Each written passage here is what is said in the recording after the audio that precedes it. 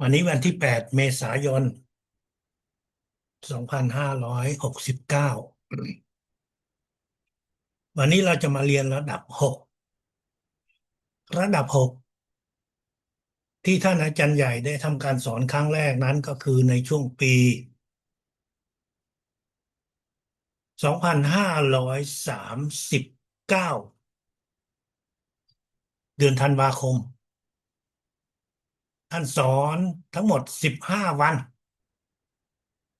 ที่รีสอร์ทคำแสงรีสอร์ทกาญจนบุรีผู้เรียนวิชาพลังจักรวาลตอนนั้นโดยทั่วไปชั้นเรียนต่างๆก็จะอยู่ที่ประมาณ1,000 กว่าคน2-3 พันคนก็แล้วแต่ระดับแล้วก็ครั้งที่ 2ครั้งที่ 3ท่านอาจารย์ใหญ่สอนครั้งแรกแล้วก็ครั้งที่ 2ครั้งที่ 3ในระดับเดียวกันซึ่งตอนนั้นก็จะสอนอยู่ที่ประเทศไทยเป็นหลักเพราะตั้งแต่ที่ท่านได้มาสอนประเทศไทยท่านก็ได้เห็นความสะดวกสบายที่ให้ผู้เรียนพลังจักรวาลได้เดินทางมาประเทศไทยระดับ6ที่ถูกจัดขึ้นเป็นครั้งแรกนั้น ท่านกลับเลือกให้ผู้เรียนเพียงแค่143 คนประมาณนั้น143 คนซึ่งจะเป็นผู้ที่เรียนวิชาพลังจักรวาลมาตั้งแต่ตอนปีเท่าไหร่2532ตอนที่ท่านสอนระดับ6ก็คือปี25397-8 ปีท่านสอนระดับ1 2 3 4 5ระดับ6เป็นระดับที่ครั้งแรกท่านสอนอยู่ที่จังหวัดกาญจนบุรีเป็นรีสอร์ทแห่งหนึ่งที่ชื่อว่าคำแสงรีสอร์ทผู้เข้าเรียนนั้นก็อยู่ในรีสอร์ทก็เรียนตั้งแต่เช้าตอนช่วงบ่ายเย็นแล้วก็ตอนค่ำก็เรียนอีกการเรียนครั้งนั้นท่านอาจารย์ใหญ่ได้เปิดเผยความเป็นมาของวิชาพลังจักรวาลความเป็นมาที่มีหลายคนก่อนหน้านั้นเข้าใจสับสนก่อนหน้านั้นมันมีหลายข้อมูลที่เป็นลักษณะเรียกว่าจิตวิทยาในการเรียนครั้งนั้นท่านอาจารย์ลิวมิงดางได้บอกให้ผู้เรียนทุกคนรู้ว่าวิชาพลังจักรวาลที่พวกเรากำลังเรียนนั้นเป็นวิชาที่ท่านได้เรียนมาทางจิตได้เรียนรู้วิธีการเปิดจักระ100%ในทางจิต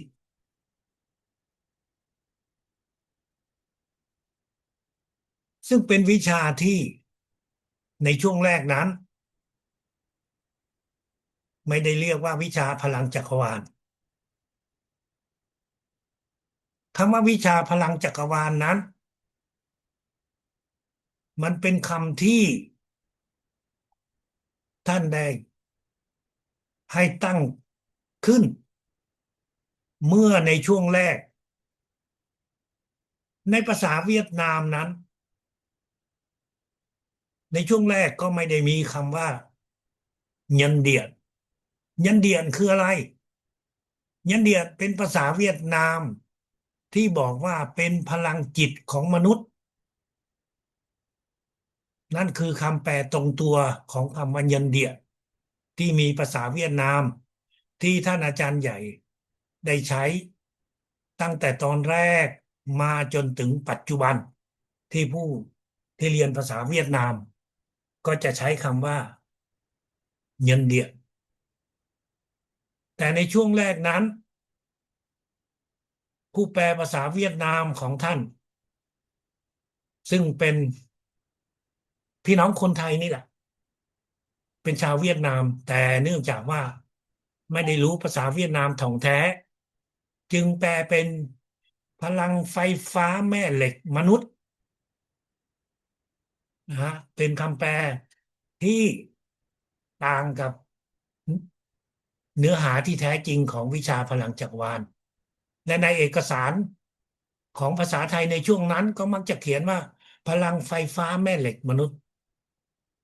แน่นอนท่านอาจารย์ใหญ่ก็ไม่รู้ว่ามีคำแปลนี้ในภาษาอังกฤษก็แปลเป็นว่าพลังไฟฟ้าแต่เมื่อท่านอาจารย์ใหญ่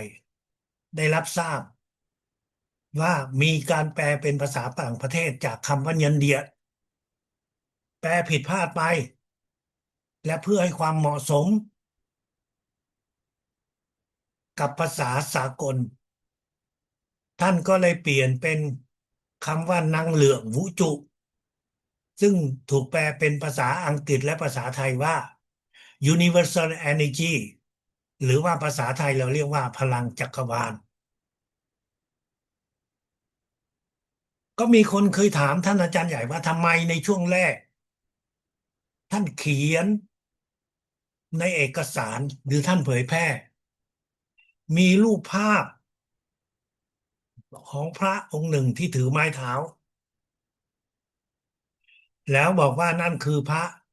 ที่มีชื่อว่าดาศิลานารดาท่านอาจารย์ใหญ่ก็ให้คำตอบว่าในช่วงแรกนั้นหมายถึงว่าตอนที่ท่านได้เริ่มรู้จักในวิชาพลังจักรวาลจริงๆแล้วมันเป็นวิชา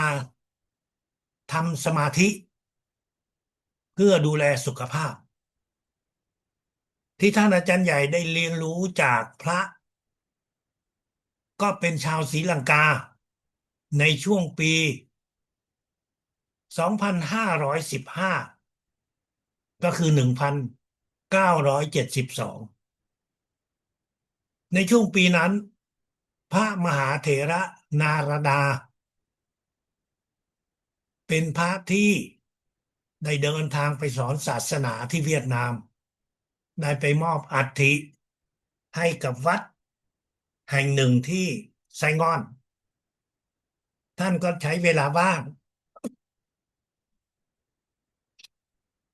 ในการสอนทำสมาธิเพื่อให้ได้มีสุขภาพที่ดีขึ้นได้หายจากโรคภัยไข้เจ็บท่านอาจารย์ลิงมิงหดางก็เป็นหนึ่งใน5 คน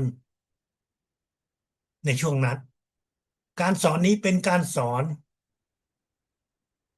นอกระบบเป็นการสอนที่ช่วงเวลาว่างพระดาศิลาไม่ใช่พระมหาเถระนารดาก็ได้มีการสอนและวัดแห่งนี้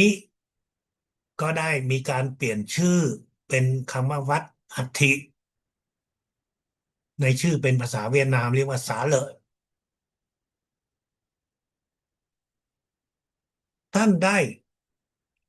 เรียนรู้วิธีการทำสมาธิเพื่อดูแลสุขภาพในช่วงปี2515แล้วหลังจากนั้นเวียดนามก็มีการเปลี่ยนแปลงระบบการปกครองท่านอาจารย์ลิงมิงหดางก็ได้ย้ายไปอยู่ที่ประเทศสหรัฐอเมริกาในช่วงปี2528ท่านก็ได้เริ่มมีการฝึกฝนเรียนรู้ทางจิตจนพบวิธีการรักษาสุขภาพในรูปแบบต่างๆที่พวกเรากำลังเรียนรู้ในปัจจุบันรวมทั้งการเปิดจักระ100%อาจารย์จรูนได้ไปที่วัดอัฐิของเวียดนาม3 รอบพาพี่น้องพลังจักรวาลรุ่นพี่ของพวกเรานั้นไปที่วัดแห่งนั้นด้วยเพื่อไปสืบดูว่า ในช่วงปี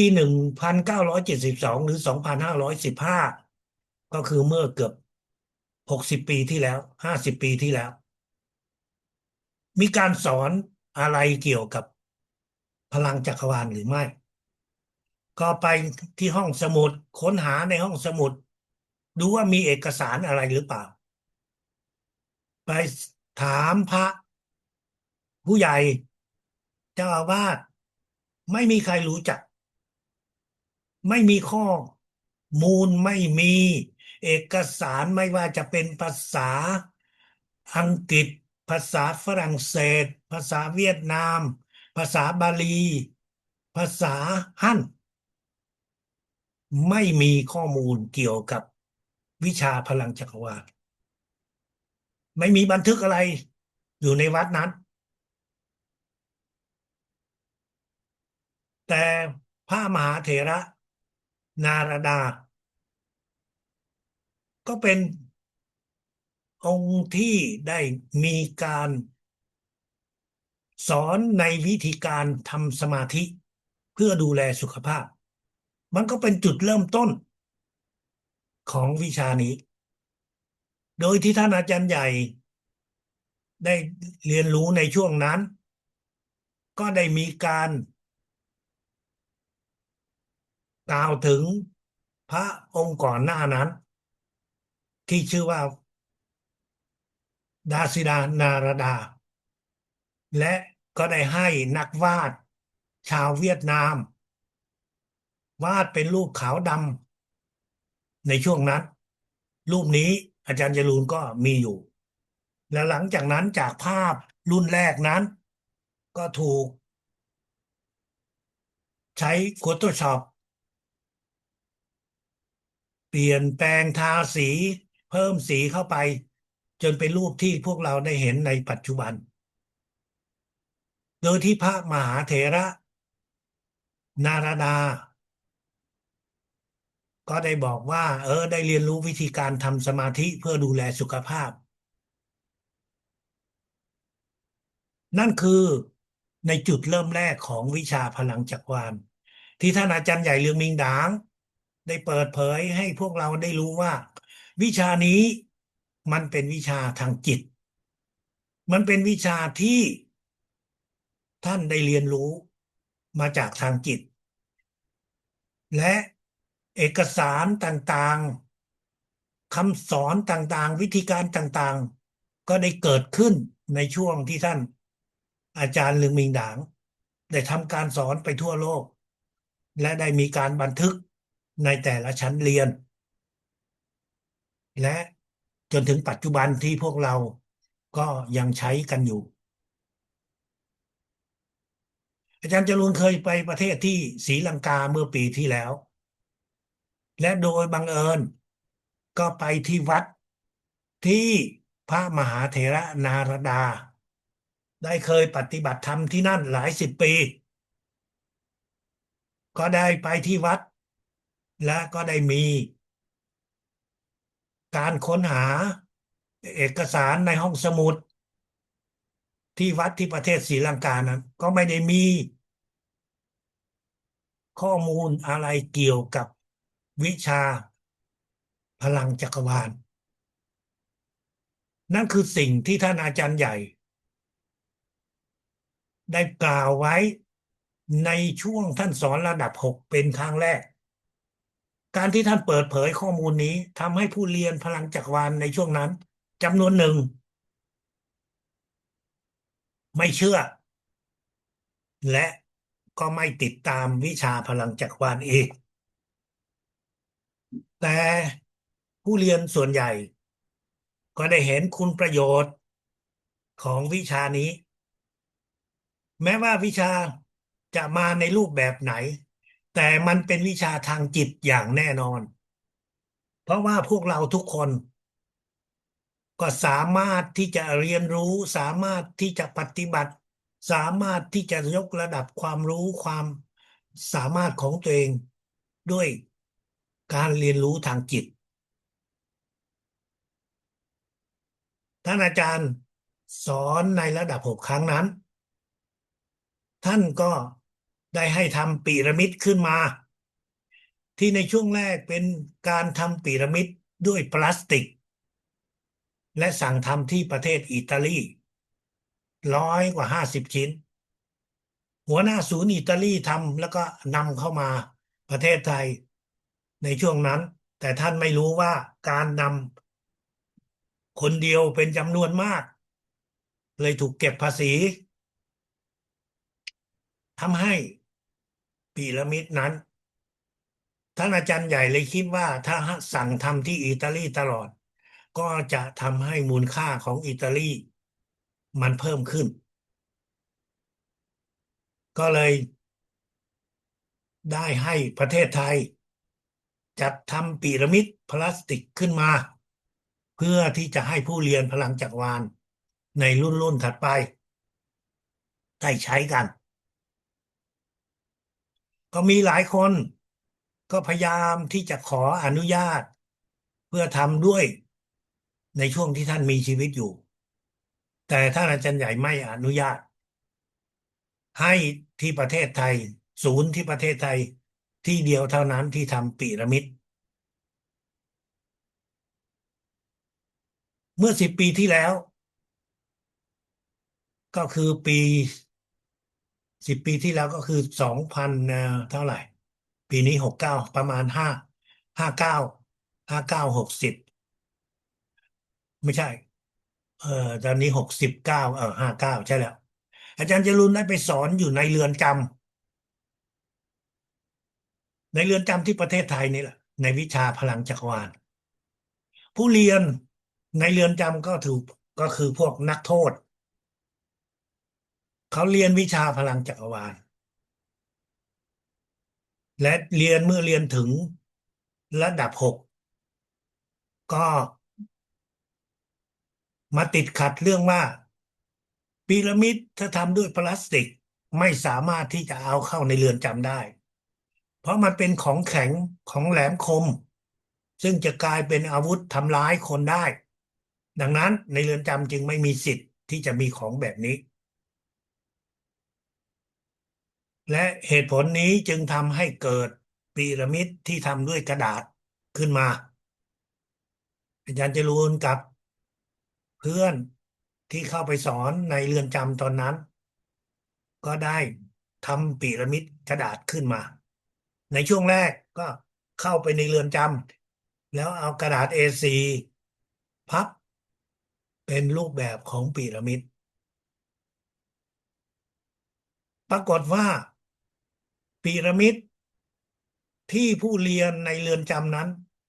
เขาก็ได้ฝึกฝนและได้ปฏิบัติก็ได้มีความสามารถอย่างที่พลังจักรวาลต้องการให้มีดังนั้น ก็ได้มีการจัดทำในรูปแบบคอมพิวเตอร์ที่ได้สวยงามขึ้นและสามารถที่จะเผยแพร่ทำให้ทุกคนที่เรียนวิชาพลังจักรวาลรุ่นหลังเราก็สามารถที่จะใช้พีระมิดที่ทำด้วยกระดาษขึ้นมาด้วยตัวเองได้พีระมิดเราจะใช้เพียงแค่ไม่กี่ระดับแล้วหลังจากนั้นเราก็ไม่ต้องใช้อีก แล้วพีระมิดที่ทำด้วยพลาสติกหรือไม่ว่าจะทำด้วยอะไรมันก็จะเป็นสิ่งที่จะมีคุณค่าทางพลังจิตก็ต่อเมื่อได้รับการส่งพลังถ้ามันไม่ได้รับการส่งพลังก็จะใช้งานไม่ได้ใครก็ตามก็สามารถที่จะทำพีระมิดได้ถ้าพูดเหมือนกับวัตถุมงคลทางอื่นในทางศาสนา แต่มันจะมีคุณค่าทางจิตวิญญาณได้ก็ต่อเมื่อมีพิธีกรรมต่างๆเพื่อที่จะทำให้สิ่งของนั้นแม้ว่ามันจะทำด้วยดินด้วยทรายด้วยปูนหรืออะไรก็แล้วแต่คุณค่าทางจิตวิญญาณมันขึ้นอยู่กับพลังมันไม่ได้ขึ้นกับวัตถุ เราก็เห็นแล้วบางทีสิ่งของที่ทำด้วยทองคำแน่นอนมันต้องแพงกว่าของที่ทำด้วยอิฐหินดินทรายทั้งหลายแต่ของที่แพงจริงๆนั้นมันอยู่กับพลังที่มีอยู่ในวัตถุมงคลเหล่านั้นพีระมิดที่ทำด้วยกระดาษผู้เรียนในเรือนจำเขาก็สามารถฝึกฝนและเรียนสูงขึ้น มีครั้งหนึ่งอาจารย์จรูนก็ได้พูดในการสอนกับผู้เรียนในเรือนจำบอกว่าพวกคุณเรียนอยู่ในเรือนจำเนี้อีกหน่อยก็คงไม่ได้เรียนอีก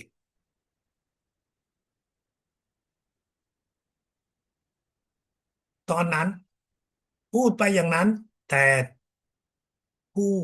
เรียนก็ไม่เข้าใจว่าทำไมจะไม่ได้เรียนเพราะพวกเขากำลังสนุกกับการปฏิบัติใช้พลังจักรวาลอย่างที่เรียกว่าช่วยเหลือกันอยู่ในเรือนจ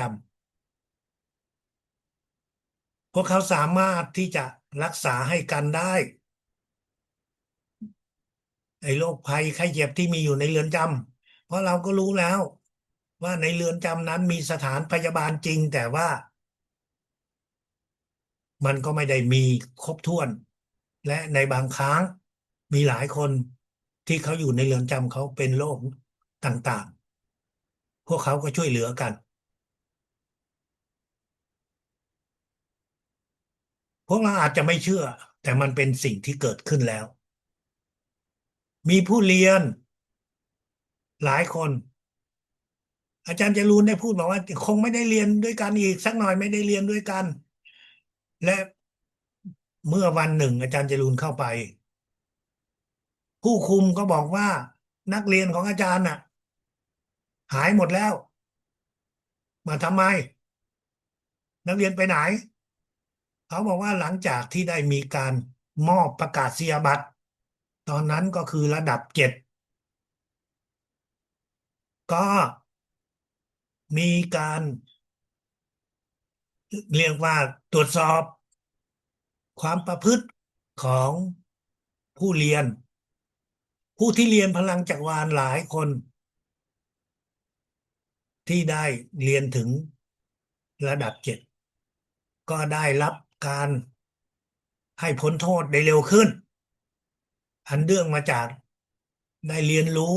ได้ปฏิบัติตนในการใช้วิชาพลังจักรวาล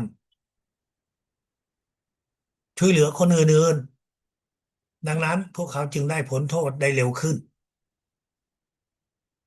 มีเรื่องหนึ่งที่อยากจะเล่าให้ฟังก็คือมีผู้ป่วยคนหนึ่งเขาบอกว่าเห็นอาจารย์บอกว่า เมื่อเรียนวิชาพลังจักรวาลแล้วก็สามารถที่จะ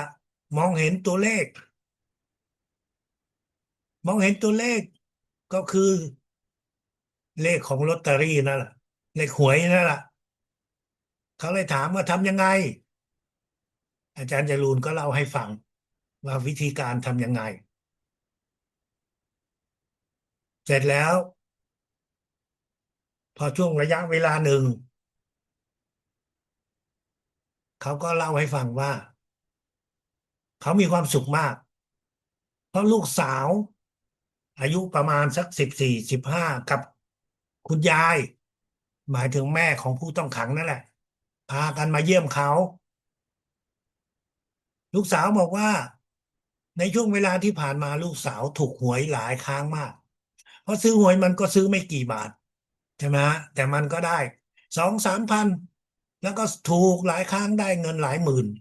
ก็เลยพาคุณยายมาเยี่ยมแม่ยังจะรู้เลยถามว่าคุณส่งพลังให้ลูกสาวเหรอว่าใช่ เขาอยู่ในเรือนจำเขาซื้อไม่ได้หรอก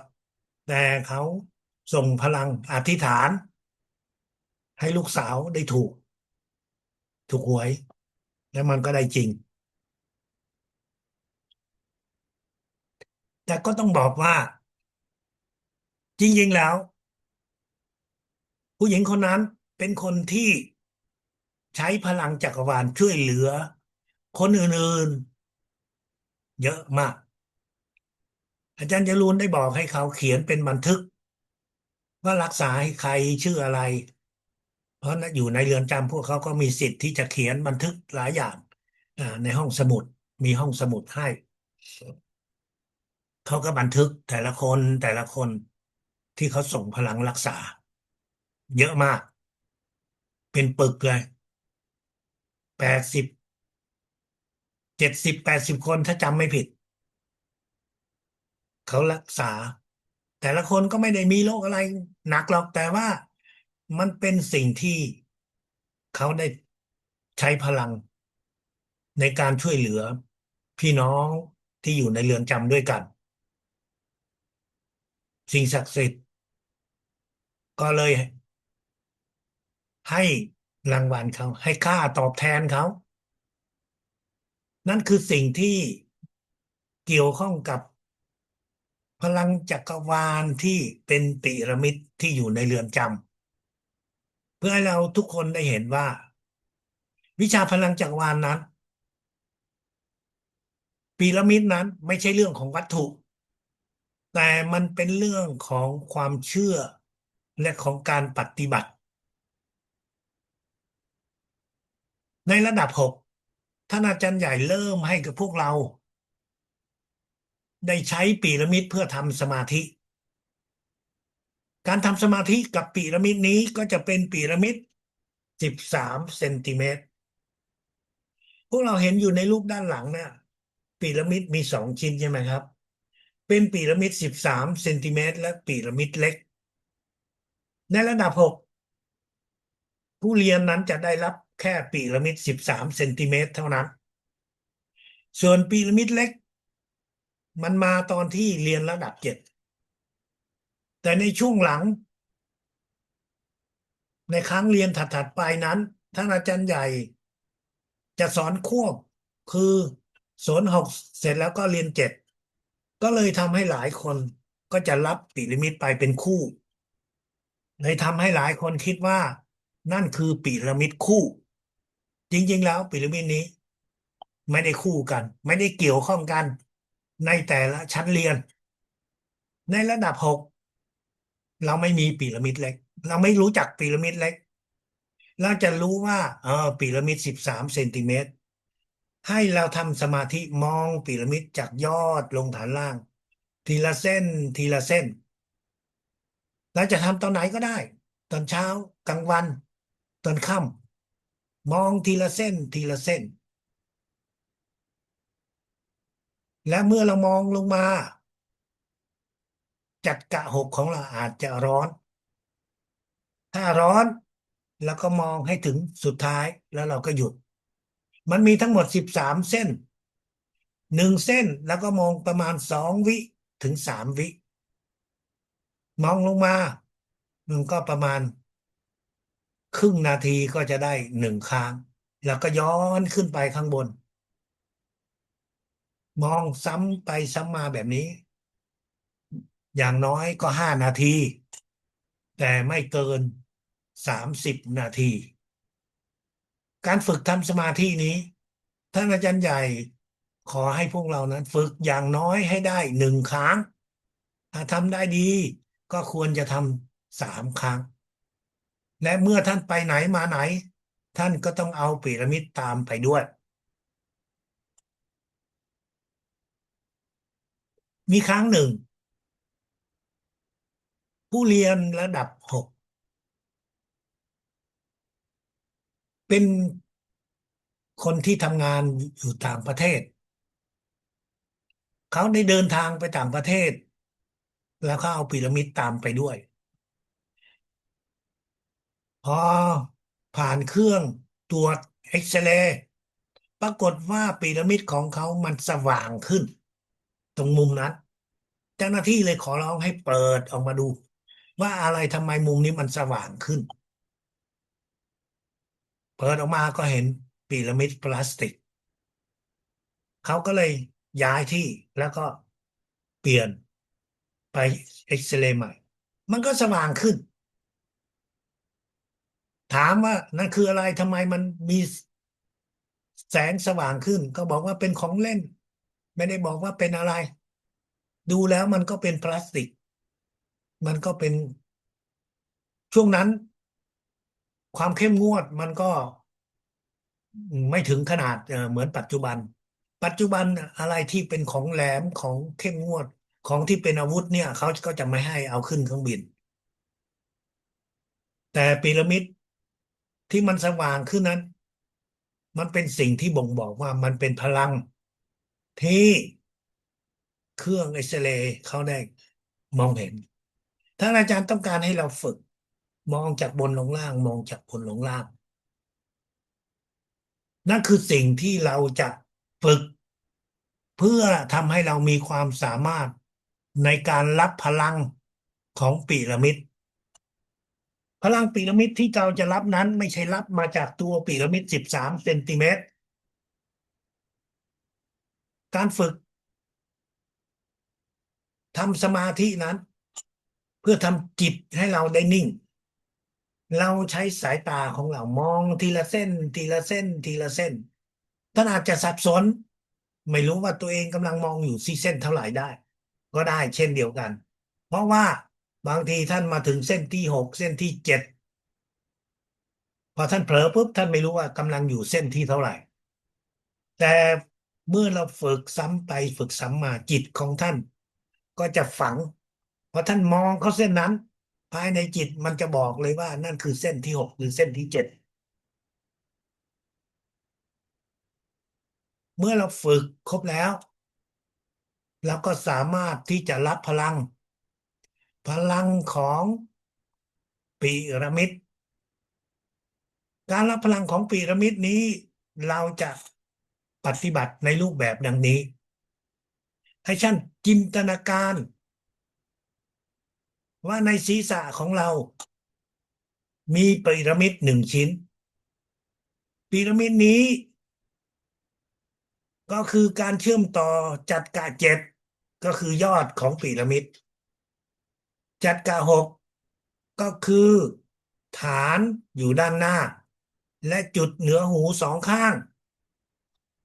อย่างที่พวกเราเห็นในพีระมิด7ก็คือที่ยอด6ก็คือฐานอยู่ข้างหน้ามุมอยู่ข้างหน้า2 ข้างก็คือจุดเหนือหูให้เราจินตนาการว่ามีพีระมิดอยู่ในหัวของเรานั่นคือพีระมิดที่1พีระมิดที่2ก็คือพีระมิดที่อยู่ภายนอกในอากาศจะลอยเข้ามาสวมกับพีระมิดชิ้นแรกเป็นหนึ่งเดียวการที่เราซ้อนพีระมิด2 ชิ้นอยู่ในสมองของเราเป็นการรับพลังพีระมิดเข้ามาที่จักระเจ็ดของเรานั่นคือขั้นตอนที่เราจินตนาการหรือและออกคำสั่งให้พีระมิดภายนอกกับพีระมิดอยู่ในศีรษะสวมกันเหมือนกับหมวก2 ใบเป็นหนึ่งเดียวเคยเห็นอาจารย์จารูนเคยเห็นมีผู้ที่เรียนรู้ในศาสตร์ทางจิตของวิชาอื่นเขาทำพีระมิดเป็นกระดาษเหมือนกับหมวกแล้วก็สวมอยู่บนศีรษะนั่นก็คือการเรียนแบบแต่เราก็ไม่ว่าอะไรมันเป็นสิทธิ์ของทุกคนที่อยากจะเรียนแบบอะไรเขาก็ทำไปแต่ในวิชาพลังจักรวาลท่านอาจารย์ใหญ่บอกให้เราว่าให้เราจินตนาการว่ามีพีระมิดชิ้นที่1อยู่ในศีรษะของเราพีระมิดชิ้นที่2ลอยจากข้างนอกแล้วมาสวมกับพีระมิดที่1นั่นก็คือขั้นตอนที่เราจะรับ พลังของพีระมิดเข้ามาที่จักระเจ็ดของเราในช่วงแรกท่านฝึกแบบนี้เข้ามาแล้วก็นิ่งจินตนาการคิดในช่วงเวลา30 วินาทีเพื่อให้ขั้นตอนนี้เราทำได้อย่างคล่องแคล่วเมื่อท่านฝึกแบบนี้ท่านอาจจะร้อนที่จักระหกถ้าร้อนที่จักระหกเราก็หยุดนั่นคือช่วงแรกที่เราจะเริ่มฝึกท่านฝึกจินตนาการให้พีระมิด2 ชิ้นให้มันลอยอยู่สวมเข้าหากันท่านออกเป็นคำสั่งอ่าคิดให้พีระมิดที่1ลอยเข้ามาสวมกับพีระมิดที่2แล้วเราก็นิ่งนั่นคือช่วงที่เราจะรับพลังของพีระมิดพลังของพีระมิดนี้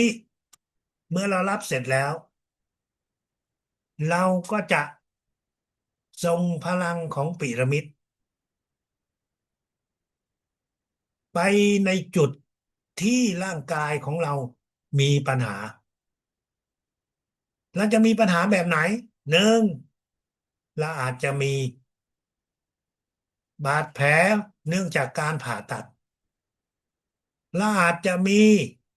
การเจ็บปวดอยู่ในกระดูกอ่ะในกล้ามเนื้อเราอาจจะมีมะเร็งอยู่ที่หน้าอกมะเร็งอยู่ที่ปอดหรือเราอาจจะมีอาการคอฟอกเจ็บตาเจ็บหูหรือเจ็บในอวัยวะต่างๆเมื่อเราจะส่งพลังให้กับจุดที่เรามีอาการเจ็บที่ได้กล่าวไว้เราก็จินตนาการว่ามีพีระมิดภายนอกลอยเข้ามาสวมเป็นหนึ่งเดียวกับพีระมิดที่อยู่ในศีรษะหลังจากนั้นเราก็ใช้จิตของเราออกเป็นคำสั่งจินตนาการเป็นรูปภาพมองไปที่เรามีอาการเจ็บมีอาการปวดใช้เวลาทั้งหมดไม่เกิน30 วินาที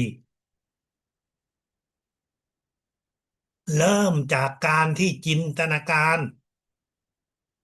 พีระมิดลอยเข้ามาช้าช้าช้าช้าๆไม่ต้องรีบร้อน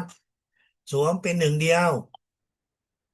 แล้วก็นิ่งไปนิดนึง2-3 วินาทีแล้วก็มองมาที่เราเจ็บที่หน้าอกเราก็มีมะเร็งอยู่ที่หน้าอกแล้วก็มองมาที่ใช้จิตเรามองไม่ใช่ใช้สายตาคือจินตนาการหรือออกเป็นคำสั่งว่าให้พลังของพีระมิดนั้นมาที่หน้าอกแล้วก็นิ่งอยู่ให้ครบไม่เกินเวลา30 วิอาจจะ20 วิก็ได้แล้วแต่เรามีกี่จุดเราก็ทำซ้ำแบบนั้นถ้าเจ็บที่ท้องก็จินตนาการพีระมิดซ้อนอยู่ที่ศีรษะแล้วก็มองมาที่ท้องที่เรามีอาการเจ็บอยู่ทำเพียงครั้งเดียวไม่ต้องทำหลายครั้งเมื่อเราเจ็บอยู่ที่หัวเข่าเจ็บอยู่ที่เอวตรงไหนก็แล้วแต่เราก็จะรับพลังพีระมิดซ้อนเข้ามาที่ศีรษะแล้วก็คิดไปถึงตรงนั้นนั่นคือการส่งพลังในจุดที่เรามีอาการเจ็บปวดแต่อาการโรคต่างๆในร่างกายของเรานั้นบางทีมันไม่ได้แสดงออกมันไม่แสดงออกเพราะมันกำลังก่อตัวมันกำลังเริ่มต้นดังนั้นเราก็จะรับพลังของพีระมิดซ้อนแล้วเราก็คิดไปที่จักระห้ารับพลังของพีระมิดซ้อน แล้วเราก็คิดไปที่จักระซีรับพลังแล้วก็คิดไปที่จักระเพื่อให้พลังนั้นเข้าไปในร่างกายของเราตามจักระต่างๆเพราะเซลล์อยู่ในร่างกายอวัยวะอยู่ในร่างกายของเรานั้นมันอาจจะมีการก่อตัวมันอาจจะมีการเริ่มสะสมโรคภัยไข้เจ็บ โรคภัยไข้เจ็บเหล่านี้มันมาหลายรูปแบบ มาจากอาหารที่เรารับประทานเข้าไป มาจากสิ่งของที่ไม่ใช่เป็นอาหาร แต่เราก็รับประทานเข้าไป สิ่งของที่ไม่ใช่อาหารคืออะไร พวกยาฆ่ามะเร็ง มันอาจจะค้างอยู่ในอาหาร พวกยาปฏิชีวนะพวกยากระตุ้นการเติบโต หรืออีกหลายๆอย่างที่เรารับประทานพร้อมกับอาหารแล้วพวกสิ่งเหล่านั้นมันไปตกค้างอยู่ในร่างกายของเราจึงทำให้กล้ามเนื้อของร่างกายของเราเริ่มมีการเสียหายเริ่มทำให้เซลล์เหล่านั้นผิดปกติงอกตัวเพิ่มขึ้นกลายเป็นสิ่งที่ร่างกายของเราไม่ได้ต้องการ แต่เมื่อมันเล็กๆน้อยๆมันไม่เป็นไรหรอกแต่ถ้ามันใหญ่ขึ้นใหญ่ขึ้นใหญ่ขึ้นถึงระดับหนึ่งมันก็จะกลายเป็นสิ่งที่ร่างกายของเรารับไม่ได้ดังนั้นเราต้องรับส่งพลังให้กับตัวเราอยู่ให้มันกล้ามเนื้อของเราให้มันได้สลายพวกเซลล์ที่ผิดปกติเหล่านั้นออกไป และสร้างเซลล์ใหม่ขึ้นมาให้กระดูกที่มันหมดอายุกล้ามเนื้อที่มันหมดอายุให้มันสลายออกไปเพื่อให้มันได้สร้างเซลล์ใหม่ขึ้นมาพวกเราก็เริ่มมีอายุร่างกายของเรานั้นก็จะเริ่มอ่อนแอก็จะเริ่มมีการเสื่อมเป็นเพราะว่าตามอายุไขร่างกายองค์ประกอบของร่างกายต่างๆของเรานั้น มันก็เริ่มหมดอายุใช้งาน มันควรที่จะถูกสลายออกไปแล้วสร้างใหม่ขึ้นมา แต่ด้วยที่ร่างกายของเรานั้นเป็นร่างกายของคนที่มีอายุขบวนการเหล่านั้นมันช้าจึงทำให้ร่างกายของเรานั้นเริ่มมีปัญหาสิ่งที่มันมองเห็น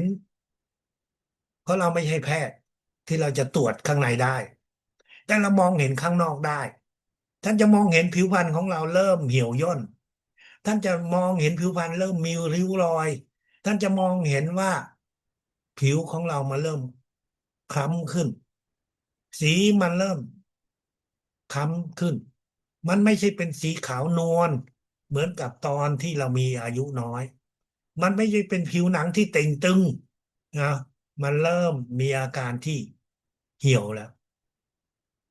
สิ่งเหล่านั้นเรามองเห็นด้วยตัวเราเองได้แต่ถ้าเราอยากจะรู้ว่าเรามีโรคอะไรหรือไม่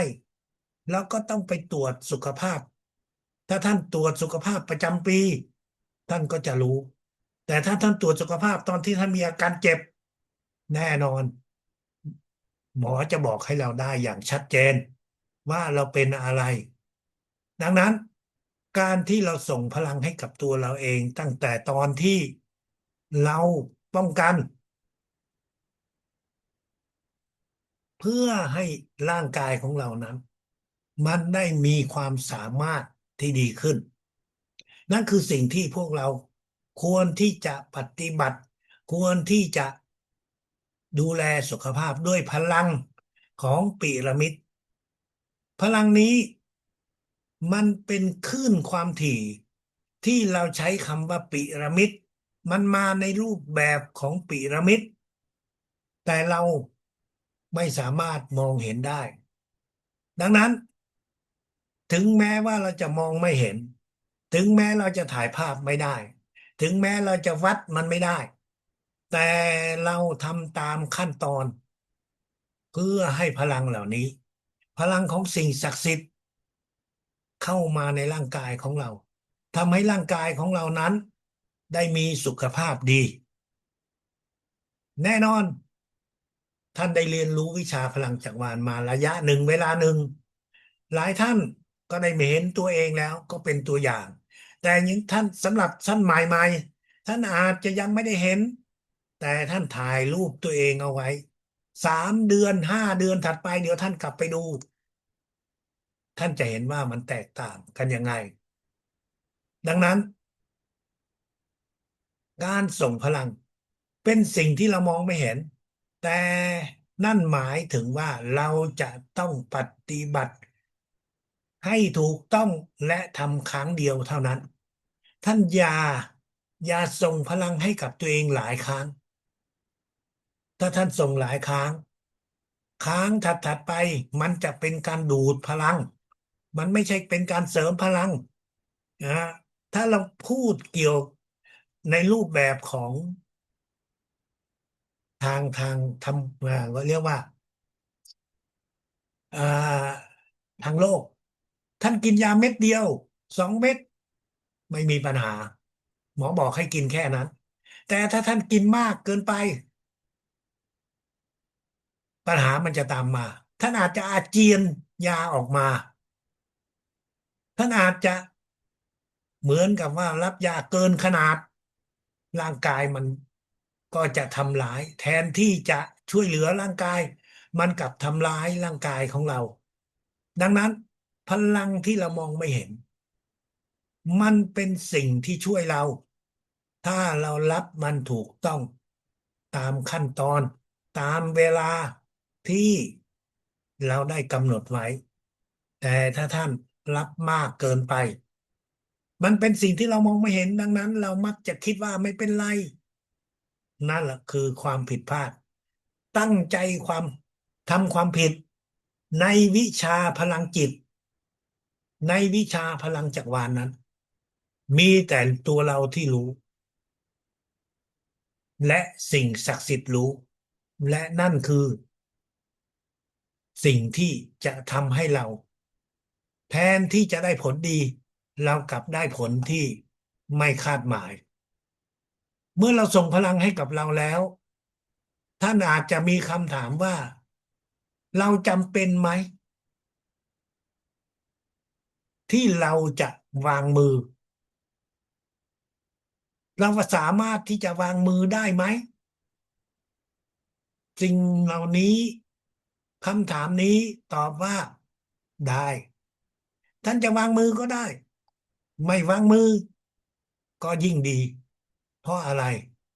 เพราะว่าการวางมือนั้นมันเป็นจิตวิทยา ถ้าท่านอยากจะส่งพลังให้กับตัวเองโดยท่านจินตนาการพีระมิดซ้อนแล้วท่านก็วางมือก็ไม่เป็นไรเราก็สามารถทำได้กับตัวเราเองเพราะมันอยู่ในตัวเราแต่จำไว้ว่าเราจะต้องใช้จิตของเรารับและส่งพลังไม่ใช่ว่าเราจะใช้มือถึงแม้ว่าเราวางมือแต่พลังที่จะไปถึงในแต่ละจุดไม่ใช่โดวยมือของเรา ด้วยมือของเรานั้นมันจะ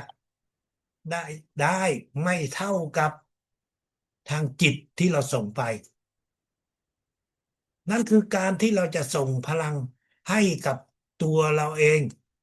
หรือว่าถ้าเราจะส่งพลังให้กับคนอื่นอ่าเมื่อเราจะส่งพลังให้กับคนอื่นเราจะวางมือได้ไหมได้เราจินตนาการรับพลังของพีระมิดซ้อนแล้วเราก็จะวางมือบนตัวเขาแต่การวางมือนั้นเป็นแค่จิตวิทยาเท่านั้นไม่ใช่เป็นการส่งพลังอย่างแท้จริงเราต้องส่งด้วยจิตของเราด้วยจักระหกของเราเราต้องจินตนาการพีระมิดซ้อนเข้ามาแล้วเราถึงจะส่งพลังเข้าไป นั่นคือสิ่งที่เราสามารถที่จะทำได้ถ้าหากว่าท่านจะส่งพลังให้กับคนอื่นท่านก็ต้องเลือกมาเลือกใครครับเราเลือกคนที่เรารักที่สุดท่านจะรักใครมากที่สุดในชีวิตของเราพ่อแม่ของเราเราต้องรักมากที่สุด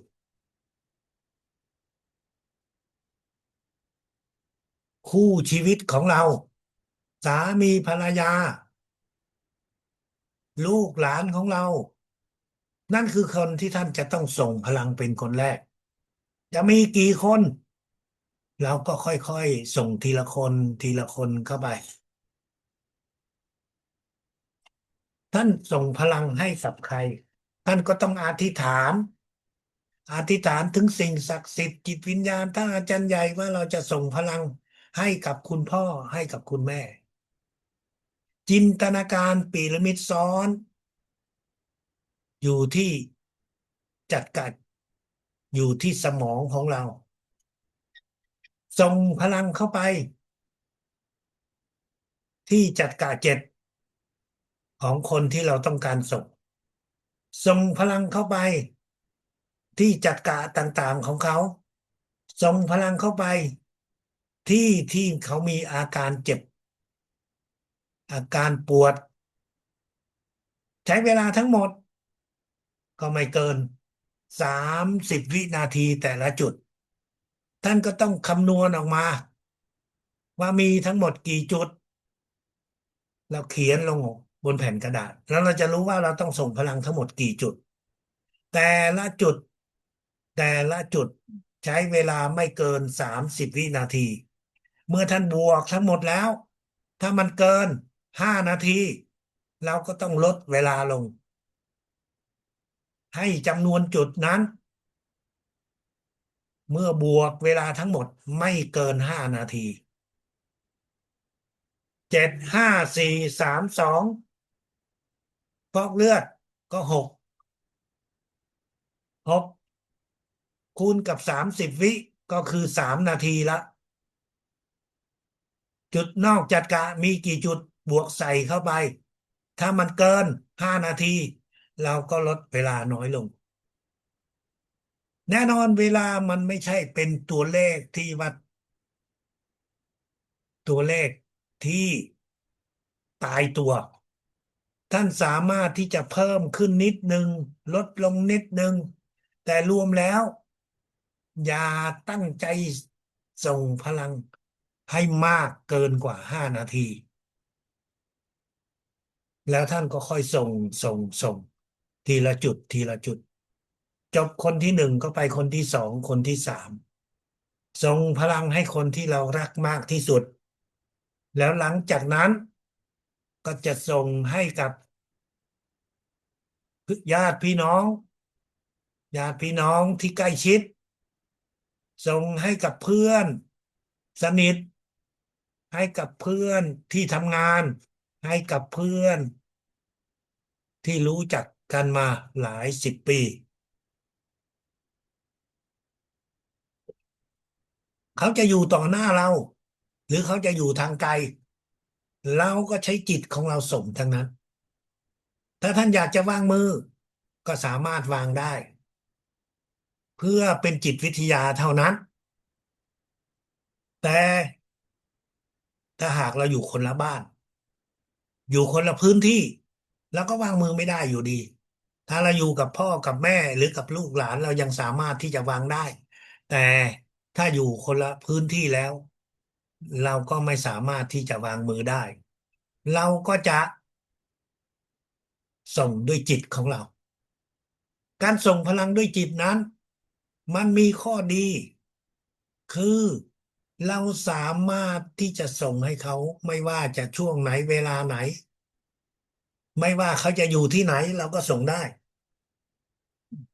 แต่มีข้อที่ไม่ดีขณะที่เราส่งเราตั้งจิตตั้งใจทำสมาธิส่งพลังให้กับเขาแต่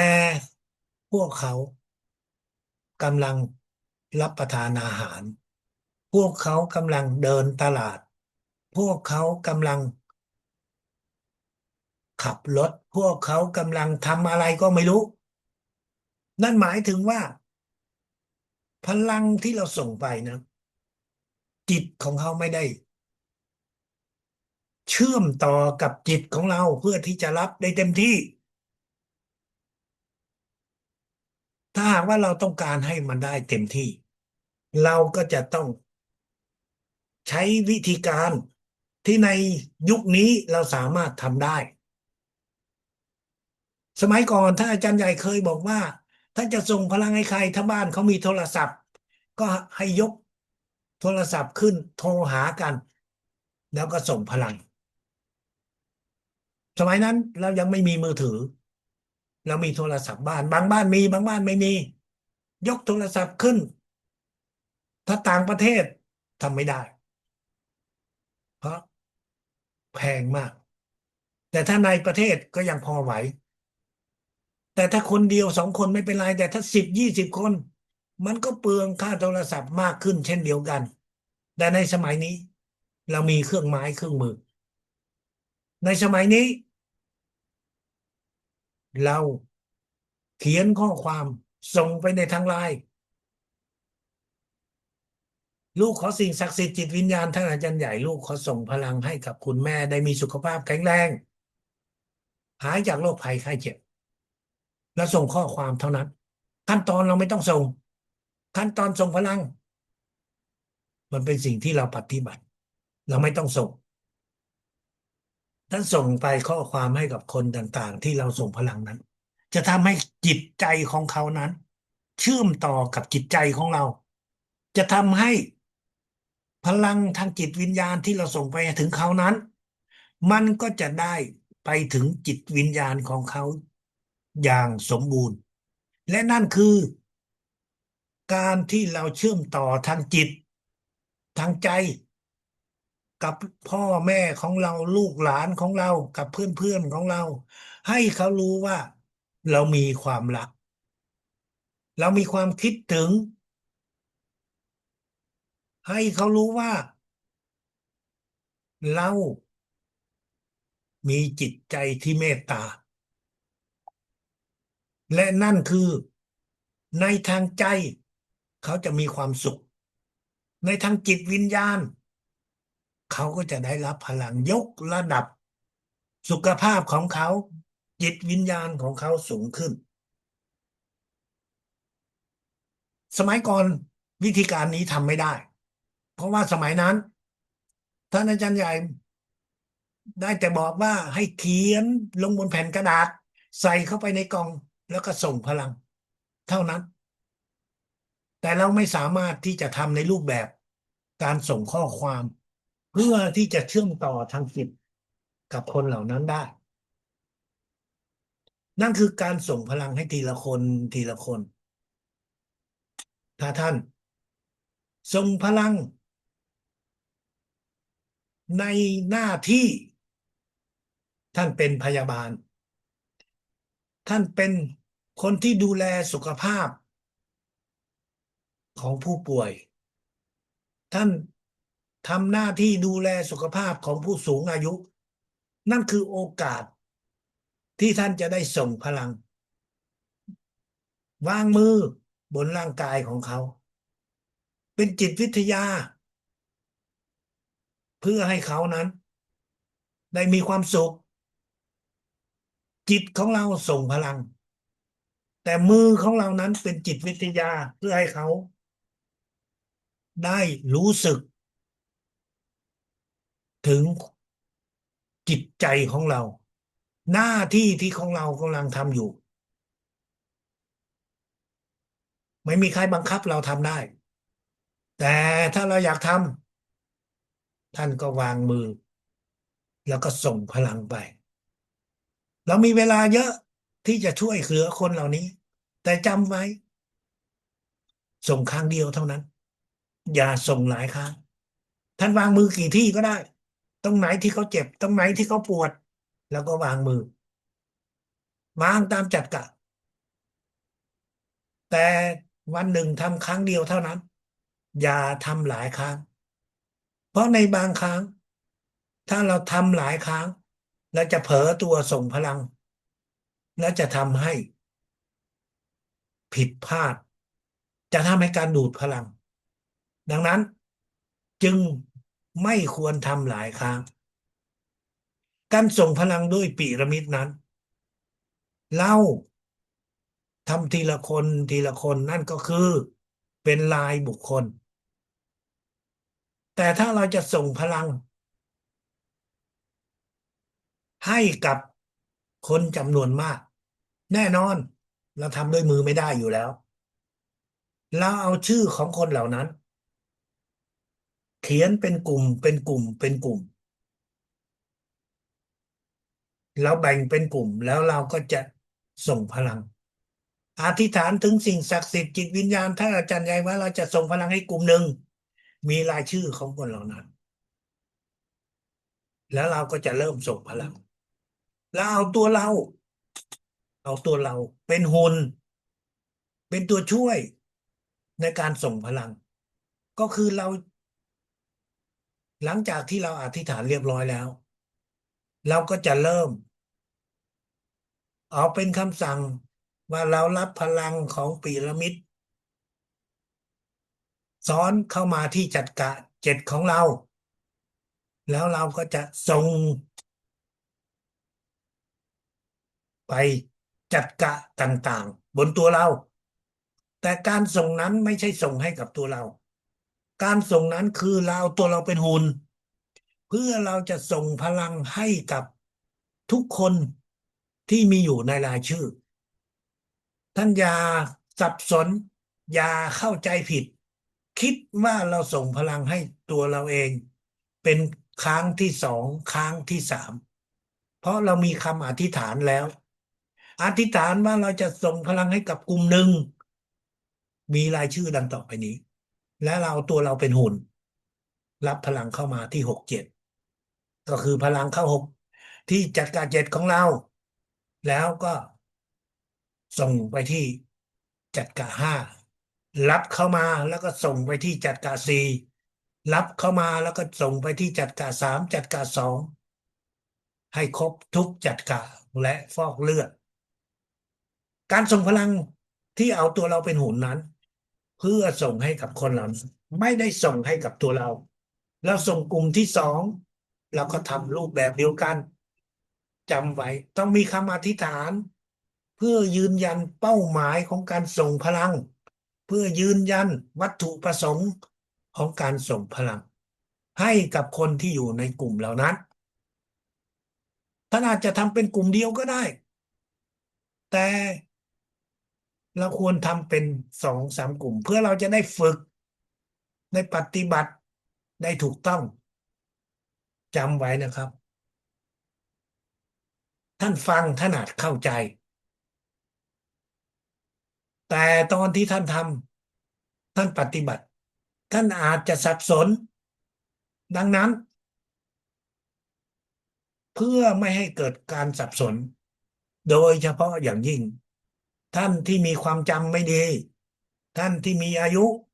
ท่านก็เขียนออกมาหนึ่งทำอะไรสองทำอะไรสามทำอะไรสี่ทำอะไรเขียนด้วยตัวเองเพื่อให้เราได้จดจำเพื่อให้มันฝังในจิตถ้าท่านไม่เขียนท่านให้คนอื่นเขียนสิ่งเหล่านั้นไม่อยู่ในจิตของท่านหรอกท่านอ่านไปแต่ว่ามือของท่านไม่ได้เขียนด้วยเองมันจะไม่ฝังอยู่ในจิตท่านอ่านครั้งที่หนึ่งอ่านครั้งที่สองการที่เราใช้จิตของเราเขียนจะทำให้เราจดจำในแม่นยำได้ถูกต้องเพราะแต่ละตัวหนังสือที่เราเขียนลงไปนั้นมันฝังอยู่ในจิตของเราก่อนที่มันจะถูกลงแผ่นกระดาษแต่ถ้าท่านอ่านมันผิวเผินวันนี้ท่านอ่านท่านอาจจะจำแต่เดี๋ยวสักพักหนึ่งท่านจะลืมไปดังนั้น ขั้นตอนมันมีหลายขั้นตอนท่านควรจะเขียนลงมาในมือของท่านเองท่านเขียนเพียงครั้งเดียวเท่านั้นแล้วหลังจากนั้นท่านก็อ่านลายมือของตัวเองพอท่านเหลื่อมเข้าไปลายมือของตัวเองท่านจะจดจะจำมันได้อย่างแน่นอนนั่นคือการส่งพลังให้กับเป็นกลุ่มท่านจะมีกี่กลุ่มก็ได้ท่านก็ส่งไปส่งกลุ่มที่เราสร้างขึ้นมาส่งในกลุ่มที่เราร่วมกิจกรรมต่างๆเขาอาจจะมีกลุ่มทางศาสนาเขาอาจจะมีกลุ่มทางอ่าดูแลสุขภาพเขาอาจจะมีกลุ่มทางธุรกิจที่เขาเชิญเข้าเราเข้าไปในกลุ่มเหล่านั้นไม่ใช่เป็นกลุ่มเพื่อนของเราเราไม่ได้รู้จักทุกคนแต่ท่านก็สามารถที่จะส่งพลังเข้าไปในกลุ่มเหล่านั้นเพื่อแสดงออกถึงจิตใจที่เมตตาความรักที่ไม่มีเงื่อนไขของเราท่านจะพูดกี่คำก็แล้วแต่ก็ไม่เท่ากับการกระทำของเรา ดังนั้นการที่เราส่งพลังมันเป็นการฝึกปฏิบัติทางจิตถึงความรักความเมตตาที่เรามีต่อบุคคลที่มีบุญสัมพันธ์กับเราเราไม่สามารถที่จะส่งให้กับทุกคนได้เคยมีคนได้บอกกับท่านอาจารย์ใหญ่ว่าในยุคนั้นนะครับเมื่อหลายสิบปีก่อนมันมีสมุดหน้าเหลือง ท่านรู้จักสมุดหน้าเหลืองไหมครับบางท่านอาจจะรู้บางท่านเกิดหลังก็อาจจะไม่เคยเห็นด้วยซ้ำสมุดหน้าเหลืองในสมัยก่อนนั้นมันมีรายชื่อของทุกคนและเบอร์โทรศัพท์ที่เขาพิมพ์อยู่บนกระดาษสีเหลืองเป็นล้านล้านคนแต่ก็มีคนบอกว่าอาจารย์เรารายชื่อของคนสมุดหน้าเหลืองนั้นเรามาส่งพลังดีไหมท่านอาจารย์ใหญ่บอกว่า ไม่ดีไม่ควรทำเสียเวลา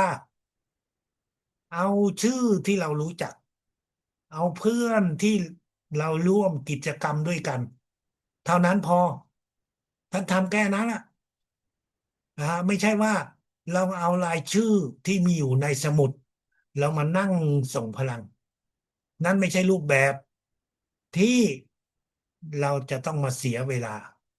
ท่านมีเพื่อนหลายร้อยคน ท่านมีเพื่อนที่รู้จักท่านมีเพื่อนใหม่เมื่อท่านเขียนข้อความส่งเข้าไปจิตของพวกเขาจะรับรู้จิตของพวกเขาจะเชื่อมต่อกับจิตของเรานะต่างกับสมุดหน้าเหลืองที่ท่านนั่งเหมือนกับเขาเรียกว่านั่งท่องเทียนนะส่งไปไม่ทำแบบนั้นดังนั้น ในปัจจุบันเรามีเครื่องมือคือโทรศัพท์แล้วส่งพลังไปแล้วเราก็จะส่งข้อมูลที่เป็นคำตั้งจิตอธิษฐานของเราส่งไปหาพวกเขาเพื่อให้จิตให้ใจของพวกเขานั้นได้รับรู้นั่นคือการส่งพลังเพื่อสุขภาพที่เราสามารถที่จะทำได้ท่านอาจารย์ใหญ่สอนให้พวกเราว่าให้พวกเราฝึกส่งพลัง ในช่วงเวลาคับขันช่วงเวลาคับขันเร่งด่วนคือช่วงไหนของชีวิตเรานั่นก็คือช่วงที่ท่านออกจากบ้านแล้วท่านก็จะเจอกับคนที่อยู่บนรถต่อเต็กตึงต่อเต็กตึงรถของโรงพยาบาลท่านได้ยินเสียงไซเรนว่ามีรถเหล่านี้กำลังพุ่งผ่านมาที่เรานั่นก็คือสถานการณ์ที่ฉุกเฉินทันทีทันใด ท่านอธิษฐานในจิตลูกขอสิ่งศักดิ์สิทธิ์จิตวิญญาณท่านอาจารย์ใหญ่ลูกขอส่งพลังช่วยให้กับผู้ป่วยที่อยู่ในรถเหล่านั้น ไม่ต้องจินตนาการพีระมิดซ้อนไม่ต้องคิดส่งพลังไปที่จักระขอให้เรามีจิตส่งพลังไปช่วยเหลือคนเหล่านั้นเราไม่ได้รู้จักชื่อเราไม่รู้จักหน้าตาเราไม่รู้จักว่าเขาเป็นอะไรแต่การส่งพลังของเรานั้นมันเป็นการส่งพลังของความเมตตาเหมือนกับท่านเห็นคนที่มันล้มอยู่ต่อข้างหน้าเราท่านจะยืนมองหรือว่าท่านจะก้มลงที่ไปจะพยุงตัวเขาขึ้นท่านยืนมองก็ได้ก็ไม่ได้มีใครว่าอะไรแต่คนที่เห็นเรายืนอยู่ข้างๆเราไม่พยุงตัวเขาขึ้นเขาก็คิดอยู่ในจิตในใจแต่เขาไม่ได้พูดอะไรหรอกรถของโรงพยาบาลที่วิ่งผ่านมาเราก็ทำอะไรไม่ได้เพราะเขาอยู่ในรถของเขาเขาวิ่งผ่านมาก็เพียงไม่กี่วินาที10 วินาที15 วินาทีแล้วเขาก็ไปแต่ท่านอาจารย์ใหญ่ต้องการให้เราฝึกอธิษฐานส่งพลังไปช่วยให้กับคนเหล่านั้นส่งในครั้งเดียวมันช่วยอะไรได้มากไหมมันจะทำให้เขาหายอาการเจ็บป่วยได้หรือแน่นอนการส่งพลังครั้งเดียวนั้นมันเป็นการฝึกจิตของเราเราจะช่วยได้มากได้น้อยสิ่งศักดิ์สิทธิ์จะเป็นคนจัดการไม่ใช่เราเป็นเครื่องมือของสิ่งศักดิ์สิทธิ์แล้วก็ส่งพลังตามหน้าที่ของคนที่มีความสามารถเราส่งไปพลังสิ่งศักดิ์สิทธิ์จะจัดการแต่สิ่งที่เราได้แน่นอนนั่นก็คือท่านจะมีสัญชาตญาณในการที่จะใช้พลังจักรวาลในช่วงเวลาคับขันไม่ว่าจะเป็นของคนอื่นหรือของตัวเราท่านจะมีช่วงเวลาที่จะเกิดปัญหาไหมในชีวิตท่านไปสถานที่หนึ่งท่านต้องการที่จะไปพบกับใครบางคนแต่เขาไม่อยู่ท่านไม่รู้ล่วงหน้าท่านไม่ได้นัดท่านก็จะเจอปัญหาแต่ถ้าหากว่าท่านอธิษฐานไว้ก่อนว่าเราจะไปที่ตรงนั้นเราต้องการเจอกับคนคนนั้นท่านก็ส่งพลังเข้าไปพลังนั้นจะทำให้เขานั้นเปลี่ยนแผนและท่านก็จะได้ไปพบจะได้ไปเจอท่านไปสถานที่ราชการท่านไม่มีที่จอดรถท่านก็ส่งพลังเข้าไปเดี๋ยวก็จะมีคนที่เขาออกเพื่อให้ท่านได้มีที่จอดนั่นเป็นเรื่องที่ง่ายๆแต่มันเป็นสิ่งที่ท่านจะประยุกต์ใช้หรือไม่ก็เป็นสิทธิ์ของท่านมันยังมีอีกหลายอย่างที่ในชีวิตของเราเราสามารถที่จะใช้พลังจักรวาลท่านใช้พลังจักรวาลทำอะไรได้แน่นอนมีหลายสิ่งหลายอย่างมากในชีวิตของเราที่เราจะใช้พลังจักรวาลนี้ท่านรับประทานอาหารท่านก็ส่งเข้าพลังให้กับอาหารที่เราจะรับประทานท่านรับประทานยาเราก็จะส่งพลังให้กับยาท่านทำอาชีพขายยาใช่ไหมท่านทำอาชีพขายของใช่ไหม หรืออาชีพอะไรก็แล้วแต่ท่านก็สามารถที่จะส่งพลังเข้ากับสิ่งของที่ท่านจำหน่ายเข้ากับยาที่ท่านจำหน่ายส่งพลังเข้าไปไม่ใช่ส่งพลังเพื่อที่จะให้ขายได้เยอะให้ได้มีกำไรเยอะไม่ใช่แล้วส่งพลังเข้าไปเพื่อที่จะให้สิ่งของเหล่านั้นได้มีคุณภาพที่ดีเพื่อให้คนที่เขาใช้เขาได้มีความสุขเขาได้มีสุขภาพ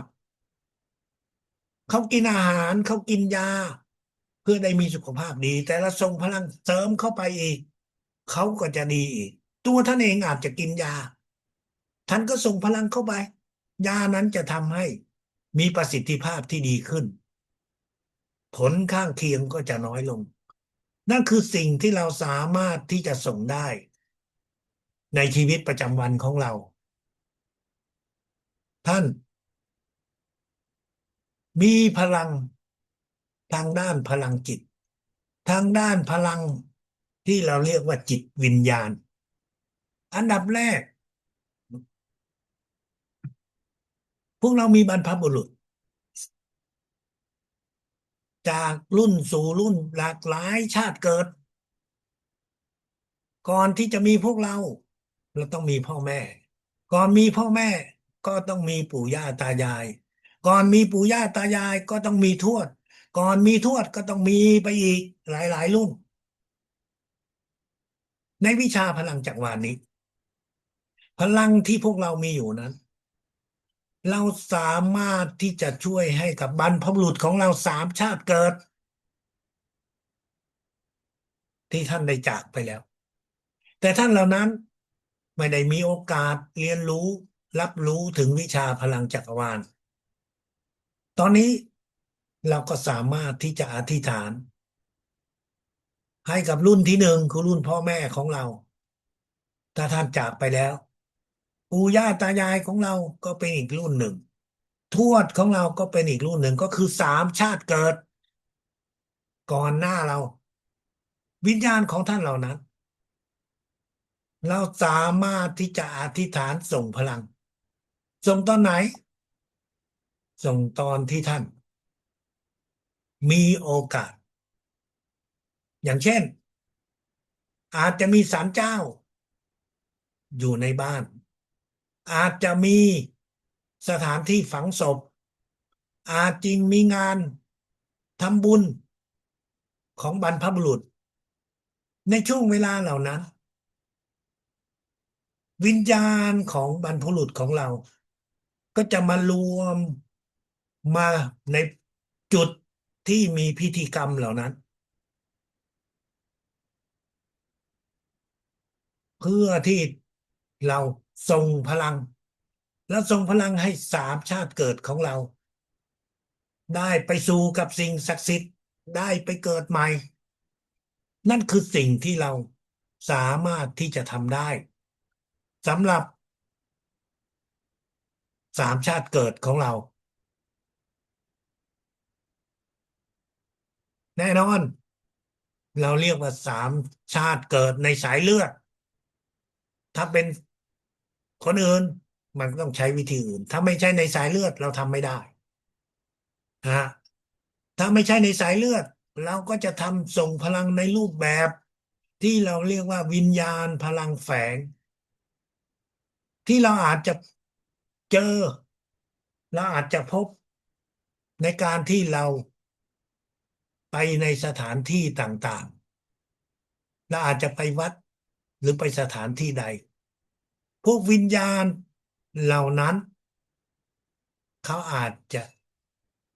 มาขอความช่วยเหลือกับเราในรูปแบบต่างๆรูปแบบที่เราอาจจะรับรู้นั่นก็คือเราจะมีความรู้สึกขนลุกเราจะมีความรู้สึกว่าเย็นเยือกเย็นอยู่ที่ตัวของเรากระดูกสันหลังของเราเมื่อเราถึงสถานที่ต่างๆเหล่านั้นเราก็อธิษฐานถึงสิ่งศักดิ์สิทธิ์จิตวิญญาณท่านอาจารย์ใหญ่ช่วยให้เรานั้นช่วยนำพาวิญญาณของคนที่อยู่ในพื้นที่เหล่านั้น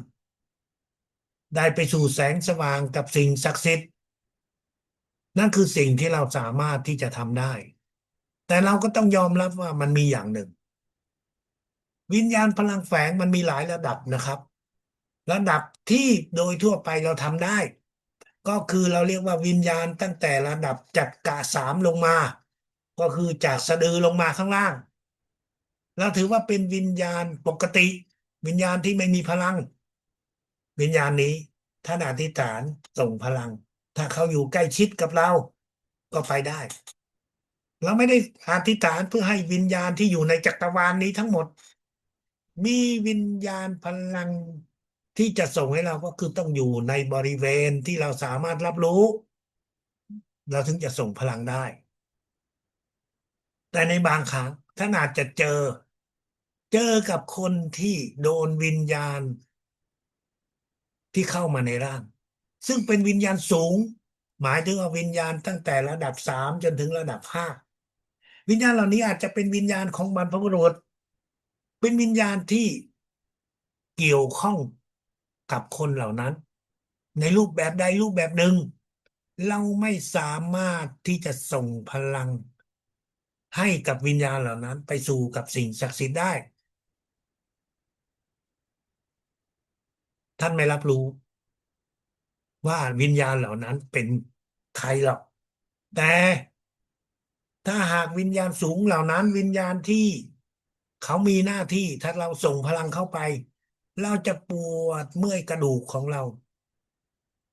ตั้งแต่จัดกะ3ลงมาข้างบนเนี่ยเราไม่ปวดหรอกแต่ตั้งแต่กระดูกขากระดูกแข้งของเราเนี่ยมันจะปวดทำให้เรานอนไม่หลับถ้าเราส่งพลังเข้ากับพวกวิญญาณที่สูงเหล่านี้เราต้องอธิษฐานก่อนแต่อาจารย์จรูนเคยเจอมาแล้วปวดเป็นสัปดาห์และกว่าจะรู้ก็คือเราเรามีความรู้แต่เราไม่มีประสบการณ์ดังนั้นมันจึงจำไม่ได้ให้เราอธิษฐานขอโทษนี่ขอโทษวิญญาณเหล่านั้นที่เราไม่รู้ว่ามันเป็นวิญญาณสูงว่าเราไม่รู้ถ้าเราส่งพลังไปถ้าท่านไม่ไปเพราะท่านมีหน้าที่เราก็ขอโทษเขาจะไม่ทำให้เราเกิดอาการปวดที่กระดูกของเราที่ขาของเราแต่ถ้าเราไม่ขอโทษนะครับเราจะโดนแน่นอนถ้าเขาเป็นวิญญาณสูงแต่ถ้าเขาเป็นวิญญาณต่ำเราไม่มีปัญหาไม่ต้องกลัวนั่นคือสิ่งที่เราสามารถที่จะทำได้พลังของพีระมิดนั้นเป็นพลังที่ยอดเยี่ยมมากในช่วงที่เรียนวิชาพลังจักรวาลในระดับ6นั้นอาจารย์จรูนเคยพร้อมกับเพื่อนๆก็ไปที่นครปฐมไปส่งพลังให้ผักโอ้ผักเติบโตผักแล้วส่งมุ้งหนึ่งเราไม่เราเข้าไปใน1 มุ้งมันมีหลายร่องเราก็บอกว่านี่คือ3 ร่องที่เราส่งพลังอีก3 ร่องนี้เราไม่ส่งเพื่อเป็นตัวอย่างแบ่งกันไปอ่าไปรถตู้คันหนึ่ง5-6 คนแล้วก็ไปแล้วก็ส่งพลังปรากฏว่าร่องไหนที่เราส่งพลังพืชผักมันก็โตขึ้นไม่ใช่ตัวเราพูดแต่เราไปเจอกับคนที่เขาเก็บผักที่เจ้าของเขาจ้างมาเก็บผักแน่นอนก่อนที่เราจะเข้าในมุ้งเหล่านั้นเราต้องขออนุญาตเจ้าของไว้ล่วงหน้าก่อนนะแต่ละสัปดาห์ที่เราไปถึงเพราะว่าผักเหล่านั้นมันมีอายุเพียงประมาณ50-60 วันทุกสัปดาห์เราก็ไปส่งพลังครั้งหนึ่งพอช่วงสุดท้ายเราไปถึงช่วงเวลาที่คนที่เขารับเหมาเก็บผักเราก็เข้าไปเขาก็บอกว่าเนี่ยดูเนี่ยเห็นมันก็ต่างๆกันแต่เขาไม่เข้าใจว่าเอ๊ะทำไมทุกปีเนี่ยทุกครั้งที่เขามาเก็บผักเนี่ย1 ร่องก็จะ1 รถ1 คันกระบะแต่ตอนนี้2 ร่องนี่ต้อง3 เที่ยวถึงจะหมดอ่าเขาก็พูดเล่นๆว่าเฮ้ยมันก็ทำให้เขาขาดทุนนั่นคือการส่งพลังเข้าผักส่งกำลังเข้านาข้าวก็ได้ผลเช่นเดียวกันข้าวก็เพิ่มขึ้นทั้งประเทศเวียดนามเขาส่งพลังเข้ากับนาข้าวเอาไปประกวดแล้วปรากฏว่าได้เหรียญทองของการเกษตรของประเทศเวียดนามนั่นคือสิ่งที่เราใช้พลังในระดับ พลังของพีระมิดนี่แหละพวกเราทุกคนสามารถที่จะใช้พลังได้ในรูปแบบต่างๆที่ได้กล่าวไว้ในชีวิตในอาชีพของพวกเราเพื่อที่จะทำให้เรานั้นได้สามารถที่จะสร้างผลประโยชน์ให้กับชีวิตของพวกเราทำธุรกิจอะไรเราก็สามารถใช้ได้ เพียงแต่ว่าท่านจำไว้ว่าเราจะส่งพลังเข้าไปต้องส่งในรูปแบบอย่าเห็นแก่ตัวคือรูปแบบส่งพลังให้สิ่งของเหล่านั้นนำมาความสุขนำมาความอร่อยไม่ใช่ส่งพลังเพื่อให้ได้ขึ้นยศขึ้นอ่าเงินเดือนเพื่อให้ขายได้มีกำไรเยอะอะไรอย่างแบบนี้ส่งพลังแบบเห็นแก่ตัวเราก็จะไม่ได้อะไร เราก็จะเจ็บใจเท่านั้นท่านอาจารย์ใหญ่สอนให้กับพวกเราว่าทุกครั้งที่เราฝึกพีระมิดคู่ท่านอย่าลืมอธิษฐานส่งพลังให้ท่านอาจารย์ลือมิงหนางเพื่อให้ท่านได้ช่วยให้เราเรียนรู้ทางจิตอย่างที่พวกเราได้รับตั้งแต่รับรู้ตั้งแต่ตอนแรกว่าวิชานี้เป็นวิชาของการเรียนรู้ทางจิต เป็นความสามารถที่ท่านจะได้มีขึ้นหลังจากที่เราค่อยๆฝึกรับและส่งและเราเรียนรู้ทางจิตเพื่อที่เราจะได้เข้าใจวิชาพลังจักรวาลให้ลึกซึ้งได้มากขึ้น เราไม่ใช่ตุ๊กตาที่จะเรียกว่ารู้แต่ว่าทำแล้วก็รับแล้วก็ส่งอย่างเดียวแต่เราต้องทำให้จิตของเรานั้นสามารถที่จะเข้าใจได้หลายสิ่งหลายอย่างที่เราไม่เคยเรียนรู้มาก่อน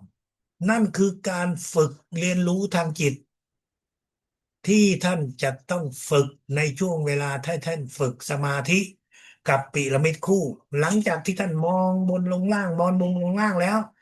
ท่านก็ส่งพลังไปหาท่านอาจารย์ใหญ่ให้ท่านช่วยสอนให้เรา